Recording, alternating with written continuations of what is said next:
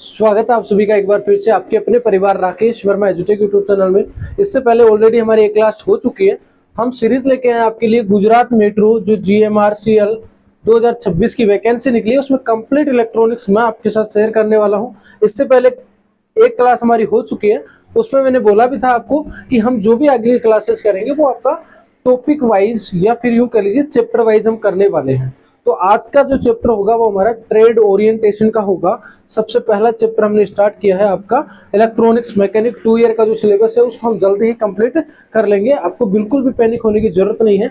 एक लेवल के आपको क्वेश्चंस अप्रोच करवाए जाएंगे जो आपके GMRCL प्रीवियस एग्जाम में पूछे गए हैं और आपका मोस्ट एक्सपेक्टेड एमसीक्यूज बन सकते हैं। ठीक है, तो आज की जो क्लास होने वाली है वो दूसरी क्लास होगी ट्रेड ओरिएंटेशन, जो आपका ट्रेड स्पेसिफिक एमसीक्यूज वगैरह रहेंगे। इसमें वन शॉट होगा, यानी हम हर एक चैप्टर को वन शॉट के माध्यम से सारे के सारे एमसीक्यूज करवा देंगे। ठीक है, चलिए आज के क्लास को स्टार्ट करते हैं। सबसे पहला क्वेश्चन आपकी स्क्रीन पे हमने लगा दिया है। औद्योगिक शॉप फ्लोर पर सुरक्षा सावधानियों को प्राथमिक उद्देश्य क्या होता है? भाई जितने भी आपके देखा होगा ना आपने, प्राइमरी ऑब्जेक्टिव क्या होता है? Safety precautions in industrial shop floor पे। ठीक है ना, क्या होगा भाई? उत्पादन बढ़ाना है क्या? दुर्घटनाओं और चोटों को रोकना है क्या? श्रमिकों की संख्या कम करना है क्या? मशीनरी की सफाई करना है क्या? तो ऑब्वियसली बात है, हमें रोकना है किसको? दुर्घटना ना हो जाए, इंजरी या चोटों को हमें रोकना है, एक्सीडेंट्स को हमें रोकना है। तो उसी के लिए हम क्या करते हैं? देखो, पहला तो ऑब्जेक्टिव हमारा यही होता है ना भाई, पहला ऑब्जेक्टिव तो हमारा यही है कि हम क्या कर सके? दुर्घटनाओं और चोटों को रोक सकते हैं, to prevent accident and injuries, उनसे हम बच सके, उनको हम रोक सके। दूसरा क्वेश्चन बताओ भाई, Which of the following is a safe practice while working on a electronic circuit? Electronic circuit पर काम करते समय निम्नलिखित में से कौन से सुरक्षा अभ्यास है? कौन कौन सी चीजों का आपको ध्यान रखना है? तो गीले हाथों से काम करना नहीं, कार्य क्षेत्र को अव्यवस्थित रखना नहीं, घटकों को छूने से पहले बिजली की आपूर्ति बंद कर देना। ये सही है, आपूर्ति आप बंद करोगे, ये बात सही है। खराब सोल्डरिंग आयरन का उपयोग करना नहीं, अच्छे का करोगे आप तो। ठीक है, तो सी इज द राइट आंसर। आपको बिल्कुल भी ऐसा नहीं लगना चाहिए कि एक लेवल के क्वेश्चन नहीं आ रहे हैं। मैं आपको फिर बता दूं, हम क्या है चैप्टर वाइज चीजों को कर रहे हैं। ठीक है ना, चैप्टर वाइज चीजों को कर रहे हैं। तो आपको पता है, आपने ट्रेड ओरिएंटेशन जो चैप्टर पढ़ा है उसका लेवल है बहुत लो लेवल है या एक बेसिक सा लेवल है। मैं ये नहीं चाहता कि आपकी जितनी भी सीरीज बने उसमें आपको हम चैप्टर वाइज चीजें करा रहे हैं तो एक भी चैप्टर आपका मिस ना हो। उस लेवल से आपको कंटेंट दिया जाएगा। कोई चैप्टर इतना बेसिक आएगा जिसमें आपको लगेगा कि ये क्वेश्चन तो बहुत हल्के हैं, ये है, बट हमें उस चैप्टर को कवर करते हुए चलना है। ठीक है ना भाई, चलो। उद्योग में पीला रंग का संकेत आमतौर पर क्या दर्शाता है? अगर आपको पीले कलर का संकेत अगर कहीं बना हुआ है तो वो किसको दर्शाएगा? पीले कलर से अगर आपको दिखा हुआ तो क्या, देखो मैंडेटरी होगा तो वो तो ब्लू कलर से दिखा हुआ दिखेगा आपको। ठीक है ना, ब्लू से दिखेगा, नीला जिसको बोलते हैं। ठीक है ना, प्रोहिबिशन दिखेगा तो आपको राउंड में दिखेगा और रेड से दिखेगा। ठीक है ना, रेड से आपको दिखेगा। वार्निंग दिखेगा, वो किससे दिखेगा आपको? येलो से दिखेगा। ठीक है ना, येलो से दिखेगा। और सुरक्षित रास्ता है वो भी आपको क्या दिखेगा? सेफ वे, ये भी नहीं होता अभी। ठीक है ना, तो वो किससे दिखेगा आपका? जो आपका पीला रंग है वो किसको दिखाएगा? आपका सेफ्टी, सॉरी, वार्निंग को दिखाएगा ना। वार्निंग आपको अगर ट्रायंगुलर में चीज बनी हुई है, ठीक है ना, तो ये जो है इसका आकृति भी पूछ ले तो ध्यान रखना कैसे आकृति होती है इसकी? त्रिकोणीय आकृति होती है। ठीक है ना,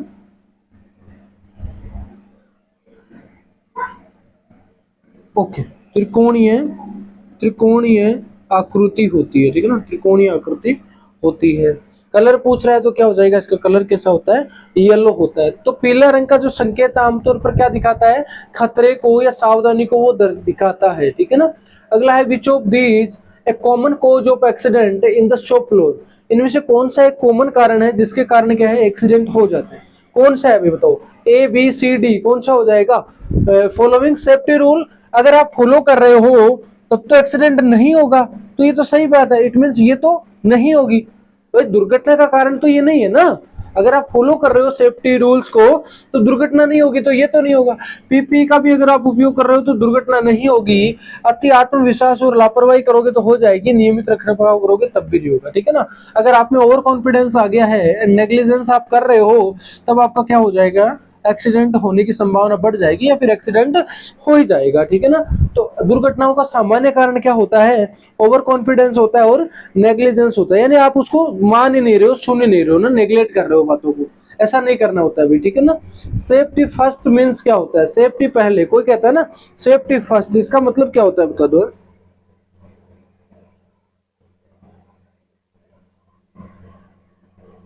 सेफ्टी फर्स्ट का मतलब क्या होगा, इतने सी बात आपसे मैं पूछना चाह रहा हूँ, ठीक है ना।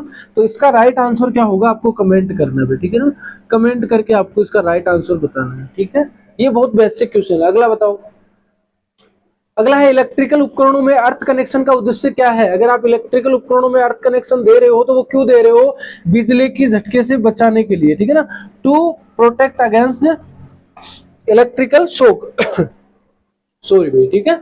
चलो, निम्नलिखित में से कौन सा शॉप फ्लोर सुरक्षा का हिस्सा नहीं है, सुरक्षा का हिस्सा नहीं है, कौन सा नहीं है, उचित प्रकार व्यवस्था ये तो है, वेंटिलेशन हवा आनी चाहिए, सही बात है, फर्श पर तेल गिरा हुआ छोड़ देना ये नहीं है, ठीक है ना, अग्निशामक यंत्रों की स्थापना ये भी है, ठीक है ना। अगर आप ब्रश पर तेल गिरा हुआ छोड़ दोगे तो फिर उससे तो क्या हो जाएगा, सुरक्षा बिगड़ जाएगी, तो सुरक्षा का हिस्सा ये वाला नहीं है, ये नहीं करना है आपको, नहीं है पूछा है, ठीक है ना। तो राइट आंसर क्या हो गया इसका, सी इज दी राइट आंसर। चलो अगला बताओ, 8 नंबर क्वेश्चन है, पीपीई का पूरा नाम क्या होता है। ये तो आपने पढ़ा होगा, आपकी ट्रेनिंग के दौरान आपने पढ़ा होगा, ठीक है ना। पीपीई का पूरा नाम क्या होगा ये आपको कमेंट करना है, ठीक है ना। पीपीई का पूरा नाम, एसडब्ल्यूजी का पूरा नाम, ये सब बहुत लो लेवल है, ठीक है ना, और ये पूछ लेते हैं भी कई बार, ठीक है। चलो अगला बताओ, which PPE is must essential to protect eye from soldering fumes and sparks. जो सोल्डरिंग करते टाइम धुआं निकलती है, ठीक है ना, जो धुआं निकल रही है जब आप फ्लक्स उस पर लगाते हो तो उससे हमारी आंखों को बचाना है तो क्या करना पड़ेगा भाई, सुरक्षा चश्मा ही पहनना पड़ेगा, ऑब्वियस सी बात है, ठीक है ना, सुरक्षा चश्मा पहनना पड़ेगा। आंखों की रक्षा कौन करेगा, चश्मा लगाना पड़ेगा। फेस मास्क लगा रहे हैं तो क्या हो जाएगा है? उससे तो नहीं होगा ना, आंखों की रक्षा तो किससे होगी, चश्मे से ही होगी।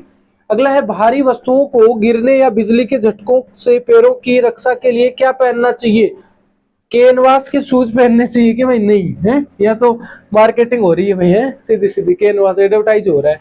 चमड़े की सैंडल भी नहीं पहननी है, स्टील टो वाली सुरक्षा जूते पहननी है, यानी ऐसे जूते जिनमें क्या होती है, आगे की जो केप होती है ना, जो आपके अंगुलियों और अंगूठे को सुरक्षा दे सके, तो वो स्टील की केप वाली होनी चाहिए भाई, स्टील के टो वाले सुरक्षा जूते पहनने चाहिए। सी इज द राइट आंसर। इससे क्या होगा, पैर आपका। अगला बताइए, When should a technician use ear plug और ear muff?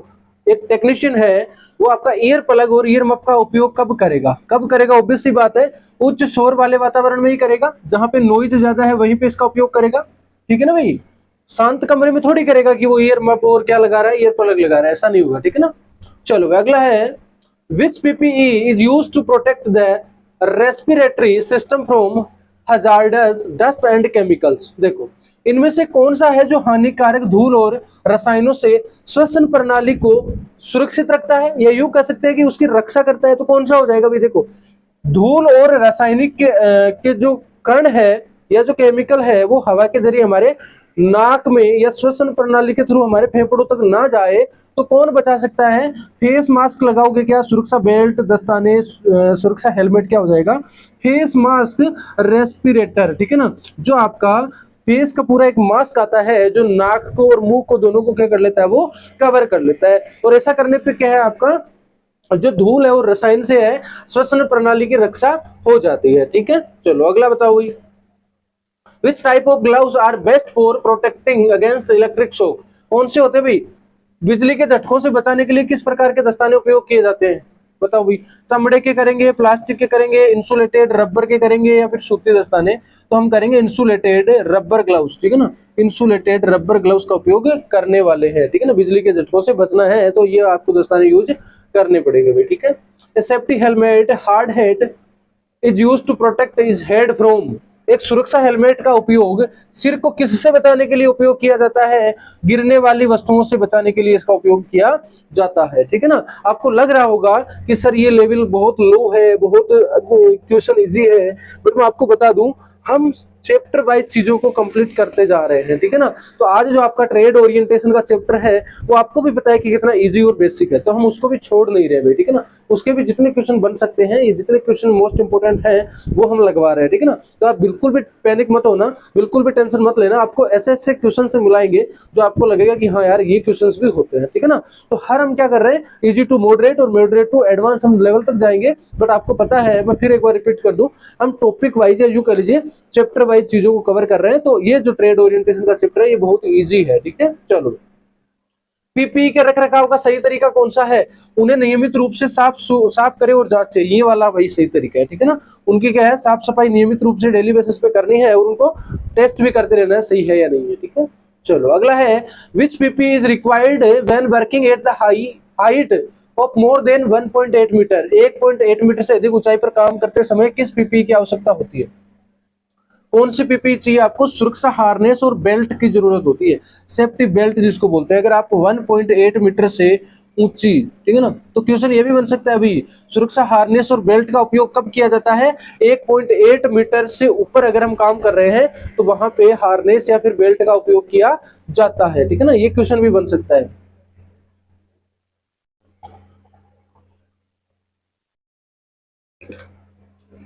चलो आगे, अगला बताइए, If a piece of PP is damaged, what should be the work do? यदि पीपी का कोई हिस्सा क्षतिग्रस्त हो जाता है तो श्रमिक को क्या करना चाहिए, इसकी रिपोर्ट करे और इसे तुरंत बदले, सही बात है। इससे टेप से ठीक करे नहीं, इसका उपयोग जारी रखे नहीं, इसे अनदेखा करे नहीं, नहीं रिपोर्ट करनी है और रिप्लेस द इमीडिएटली, उसको क्या करना है भाई, रिपोर्ट तो बताना तो है ही है, उसके साथ उसको क्या है, रिप्लेस भी कर देना है ना, पुराने वाले को हटाना है और उसकी जगह दूसरा वाला ले लेना है, ठीक है। रिप्लेस क्यों करना है, क्योंकि काम हमारा रुके नहीं भाई, ठीक है ना। तो रिप्लेस करना है, रिपोर्ट करनी है और रिप्लेस उसको कर देना है, C is the right answer. अगला बताओ, what is the first step to taken when someone receive an electric shock.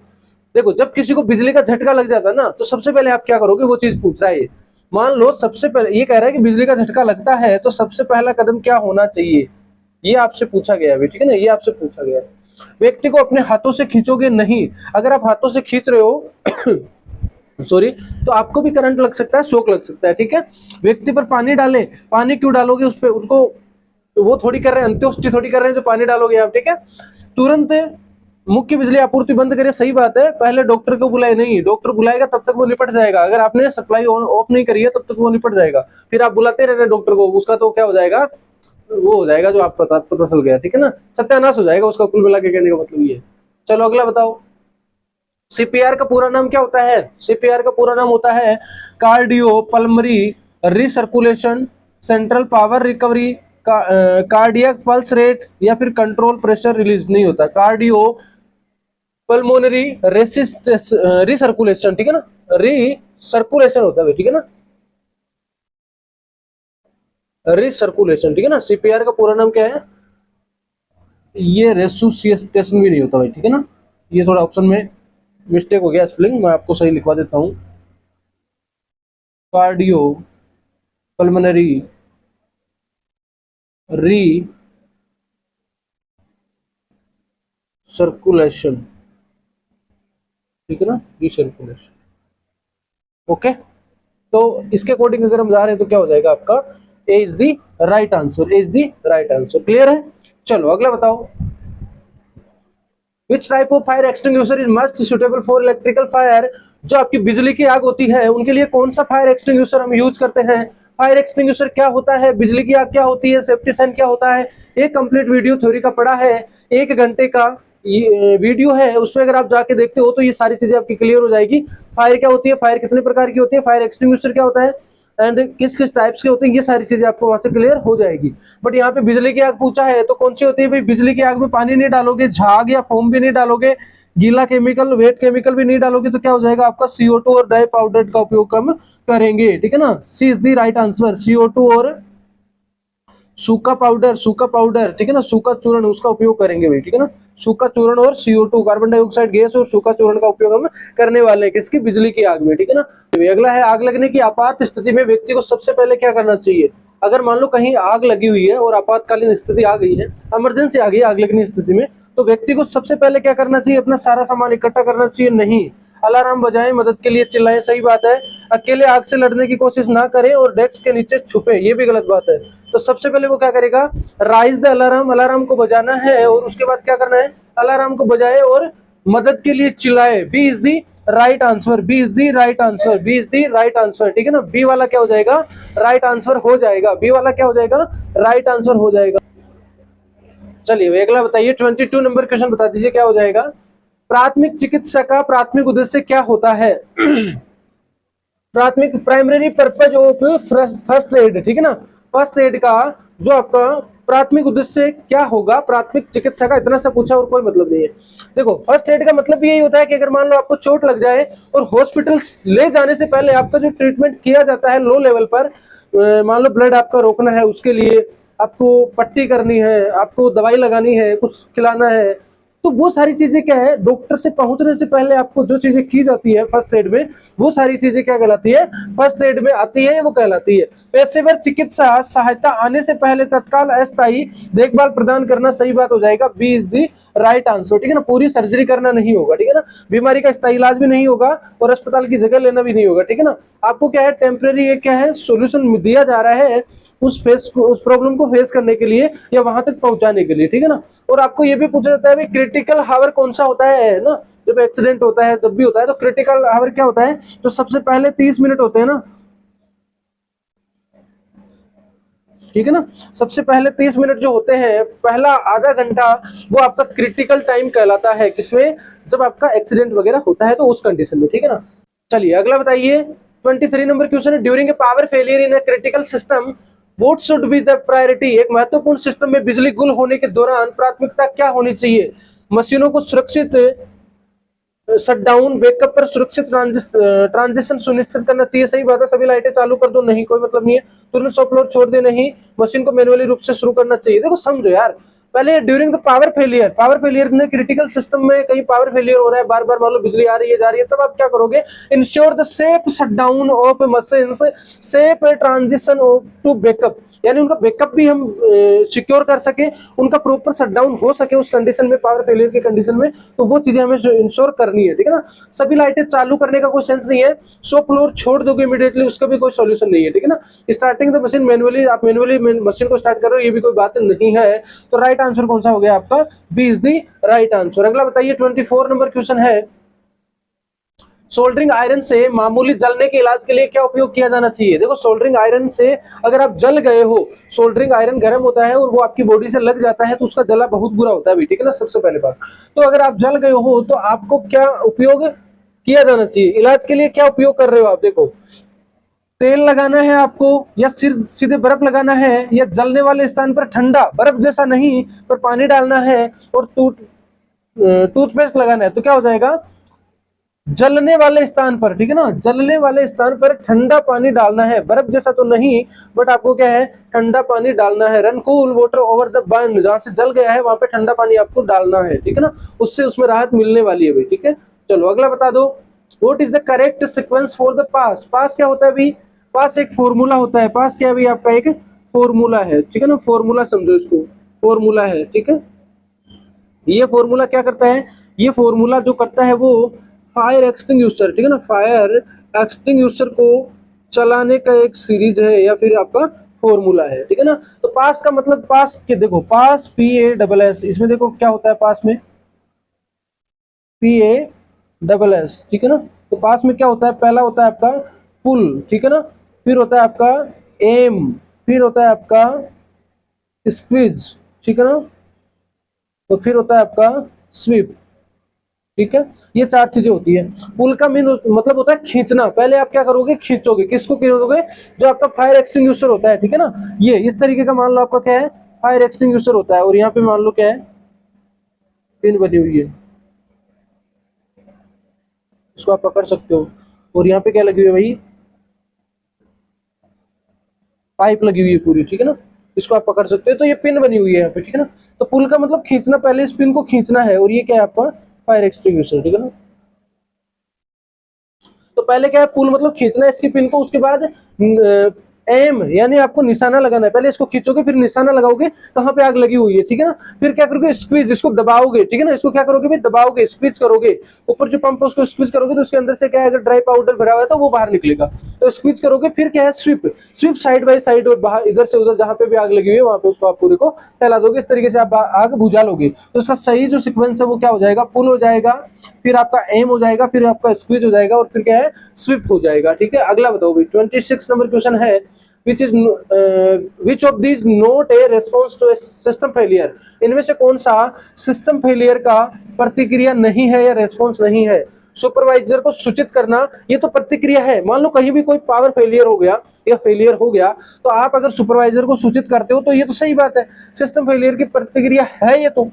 त्रुटियों के लिए लोग की जांच करना तो ये बात भी सही है, यदि मशीन अभी भी चल रही है तो त्रुटि को अनदेखा करना ये वाला नहीं होगा, आपातकालीन शटडाउन प्रतिक्रिया का पालन करना ये भी सही बात है, तो ये वाला ना इग्नोर अगर आप कर रहे हो तो वो प्रतिक्रिया या रेस्पॉन्स नहीं होगा, ठीक है। C is the right answer. अगला बताओ, औद्योगिक संदर्भ में हाउसकीपिंग क्या है, what is the housekeeping in industrial context, तो क्या होता है, केवल फर्श की सफाई करना हाउसकीपिंग है, नहीं, सारी चीजें, organize and maintaining a clean safe and efficient work place, यानी B is the right answer. Work place का मतलब यही नहीं है कि आप फ्लोर को साफ सुथरा रख रहे हो, अपने घर को साफ सुथरा रख रहे हो, नहीं, उसमें सारी चीजें आती है, मेंटेन भी आपको रखना है, ऑर्गेनाइज करके रखना है, क्लीन रखना है, सेफ रखना है और इफिशिएंट वर्क प्लेस उसको बनाना है, तो ये सारी चीजें इंक्लूड होती है। दीवारों को पेंट करना भी नहीं होगा और फैक्ट्री के चारों ओर बागवानी करना भी नहीं होगा, ठीक है। चलो भाई अगला बता दो, The 5S concept of housekeeping oriented from which country? Housekeeping की 5S अवधारणा कहां से आई है, जापान से आई है, ठीक है ना, कहां से आई है भाई, जापान से आई है, ठीक है। जापान में जो मेट्रो चलती है ना वो बहुत ही इफिशिएंट मेट्रो है, या एडवांसनेस के साथ मेट्रो वहां पे चल रही है, ठीक है ना। तो टेक्नोलॉजी हमें भी कहां से मिली है भाई, चीजें जापान ने कोलैबोरेशन करके सारी चीजें हमारे साथ कर रहे हैं वो चीजें, ठीक है, तो जापान में ये सारी चीजें चलती है। चलो अगला बताओ, 5S सिस्टम वोट डज सेरी सोट का मतलब क्या होता है, सेरी जापान में सेरी कहते हैं और इंडिया में क्या है या इंग्लिश में क्या है, सोट कहा जाता है, तो इसका मतलब क्या होता है, सोट का मतलब होता है, सोट वो तो आपके इंग्लिश में है और इसको जापान में क्या कहते हैं भाई, सेरी कहते हैं, ठीक है ना, क्या कहते हैं, सेरी कहते हैं। तो ये सेरी या सोट इसका मतलब क्या होता है, तो सोट का मतलब है छांटना, और छांटना क्या होता है, अलग अलग करना, सोट कर लेना, ठीक है ना। तो क्या है, क्षेत्र की सफाई करना नहीं होगा, separating necessary item from unnecessary item, यानी आवश्यक सामान वस्तुओं को आवश्यक अनावश्यक वस्तुओं से अलग कर लेना। मान लो एक कोई भी टेबल है और वहां पे 50 कंपोनेंट्स पड़े, ठीक है ना, 50 कंपोनेंट्स पड़े, ठीक है। अब मुझे मान लो 50 में से 7 कंपोनेंट चाहिए तो मैं 50 में से 7 को अलग छांट लूंगा, तो ये क्या कहलाएगा, सोर्ट कहलाएगा, और उसको जापान में सेरी कहा जाता है, मेरा सिर्फ इतना कहने का मतलब है, ठीक है। तो पहले क्या कर लेते हैं, आवश्यक चीजों को अलग कर लेते हैं। अगला बताओ 30 नंबर क्वेश्चन बता दो, अच्छी हाउसकीपिंग का लाभ निम्नलिखित में से कौन सा है। अगर अच्छी हाउसकीपिंग हुई है तो फिसलने और गिरने का जोखिम बढ़ता है, नहीं घट जाता है, वो तो उत्पादकता और सुरक्षा में वृद्धि होती है, सही बात है, खोजने में अधिक समय बर्बाद होता है, नई बात है, ये तो गलत है, उच्च शोर स्तर नहीं है, ठीक है ना। तो क्या हो जाता है, increased productivity and safety, safety और प्रोडक्टिविटी क्या होती है भाई, बढ़ जाती है अगर अच्छी हाउसकीपिंग है तो। अगला बताओ 31 नंबर क्वेश्चन है, what does OSH stands for, OSH का पूरा नाम क्या होता है, OSH का पूरा नाम क्या होता है, ये आपसे पूछा अभी, ठीक है ना, ये आपसे पूछा है, तो इसका क्या हो जाएगा, व्यावसायिक सुरक्षा और स्वास्थ्य, कार्यालय सुरक्षा और स्वच्छता, स्वास्थ्य के लिए व्यावसायिक प्रणाली, आधिकारिक सुरक्षा प्रमुख, तो क्या हो जाएगा, देखो यहाँ पे क्या है, OSH का क्या हो जाएगा, ऑक्यूपेशनल सेफ्टी एंड हेल्थ, व्यवसायिक सुरक्षा और स्वास्थ्य की बात हो रही है, ना कि कार्यालय सुरक्षा की, जाएगी ना, स्वास्थ्य के लिए व्यवसायिक प्रणाली भी नहीं है, ठीक है ना, तो ये क्या हो जाएगा आपका ऑक्यूपेशनल सेफ्टी एंड हेल्थ, ठीक है ना, ऑक्यूपेशनल सेफ्टी एंड हेल्थ हो जाएगा, सिस्टम फॉर हेल्थ नहीं होगा, ठीक है ना, तो क्या हो जाएगा आपका, दोनों हो जाएगा, सेफ्टी एंड हेल्थ दोनों चीजें इंक्लूड हो जाएगी, इज द राइट आंसर। अगला बताओ 32 नंबर क्वेश्चन है, निम्नलिखित में से कौन सा औद्योगिक विधान या फिर नियम का एक उदाहरण है, कौन सा इनमें से एक आपको लग रहा है जो रूल है, इंडस्ट्रियल रूल है या लॉ है, ठीक है ना, कौन सा है अभी बताओ, कौन सा होगा इसमें से, कंपनी का पिकनिक प्लान नहीं होगा, फिर आपका फैक्ट्री अधिनियम सही है भाई, फैक्ट्री अधिनियम ही क्या हो जाएगा इसका राइट आंसर हो जाएगा। एक श्रमिक की व्यक्तिगत डायरी नहीं होगी और मशीन यूजर मैनुअल भी नहीं होगी, वो तो आपकी मशीन को ऑपरेट करने के लिए होती है, ठीक है। अगला है seiso in 5S methodology refers to 5S concept होता है भाई, 5S, ठीक है ना। तो उसमें आपको ये पूछा है कि शीशो का क्या तात्पर्य है। अभी शेरी का पूछा था, अब आपको शीशो का पूछा है। मैं ये कह रहा हूँ कि ये शीशो तो किस में कहते हैं, जापान में कहते हैं, ठीक है ना। पर इंडिया में हमारे क्या कहेंगे, जब इंग्लिश में बात आएगी तो इंडिया में हमारे क्या कहेंगे, उसको साइन कहते हुए, ठीक है ना। क्या कहते हैं, साइन। ये कहाँ कहा जाता है, भारत में यूज कर रहे हैं साइन, ठीक है ना। और साइन का मतलब क्या होता है, चमकाना, साइन कर देना, उसको चमका देना। तो जापान वाले शीशो कहते हैं किसको, चमकाने को, ठीक है, ठीक है। तो शीर्ष को साइन कहा जाता है। शॉर्ट नहीं होगा, स्टैंडर्डाइजेशन भी नहीं होगा, साइनिंग या फिर क्लीनिंग हो जाएगा, ठीक है ना, सस्टेन भी नहीं होगा भाई, ठीक है। ये हो जाएगा आपका क्या है, C is the right answer, ठीक है, C is the right answer. चलो भाई अगला बताओ। ओके, तो ये हमारे आज की क्लास के 33 क्वेश्चंस थे, 33 क्वेश्चंस हमने करे हैं। और आज का जो चैप्टर था या फिर यूं कह लीजिए टॉपिक था आज का, वो ट्रेड ओरिएंटेशन था, ठीक है ना, ओरिएंटेशन था। ट्रेड क्या था, ओरिएंटेशन था, ठीक है। तो ये आपका चैप्टर था, बहुत बेसिक चैप्टर है, ये बहुत इजी चैप्टर था। इसमें से जितने भी क्वेश्चंस आपके बन सकते हैं वो हमने यहाँ पे डिस्क्राइब करवा दिए हैं। एक क्वेश्चन बनता है मोस्ट ऑफ, पर हमने 30 क्वेश्चन रखे हैं। ये इसलिए रखे हैं क्योंकि हम किसी भी चैप्टर को छोड़ना नहीं चाहते। आप अगर और भी किसी कॉम्पिटेटिव एग्जाम की तैयारी करोगे इन फ्यूचर तो आपका एक साथ रिविजन हो जाएगा, ठीक है ना।